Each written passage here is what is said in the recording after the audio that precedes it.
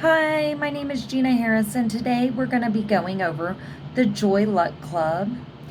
Um, First, we're going to compare and contrast how Jingmi and her mother was alike and how they were different. Jingmi and her mother had a lot of the same mannerisms and looks, like how she would talk with her hands, her girlish sideways look, as the book said. Um, and also, they considered the people of the Joy Luck Club family. So that is how they were the same. They were different because Jingmi was very much an American girl, very happy go lucky, very independent. Whereas Jingmi's mother had experienced a lot of trauma from being a refugee during a war. She had a more serious look at life and a little more hardened. Um, it was so important for Jingmi to go to China because she had been told a story her whole life of how her mother, while being a refugee, had carried two babies on foot with the wheelbarrow full of her possessions, and the babies didn't make it to America. Jingmi had always presumed that her sisters had passed.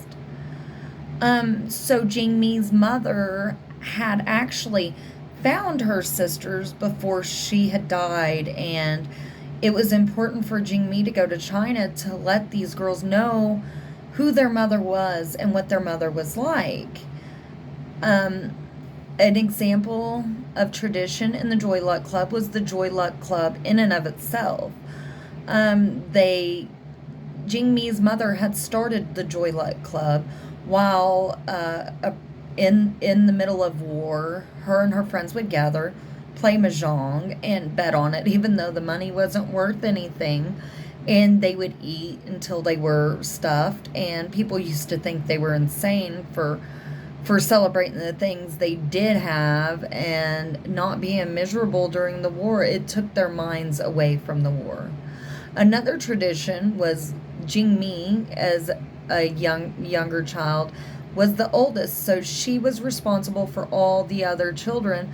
Whenever the Joy Luck Club was going, she would be responsible for all of their actions. If anybody got hurt, anything got broken or messed up, that was on Jingmi, which is a tradition. The next point that we are going to focus on is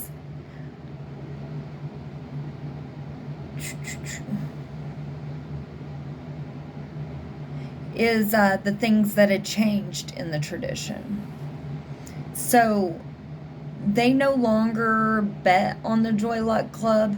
They did their feast and they played mahjong for fun, but now they decided to play the stocks because nobody was going to be the definite winner. If they all won, they all won, and if they all lost, they all lost, which made the game more friendly and I feel more productive, and it brought them all closer together.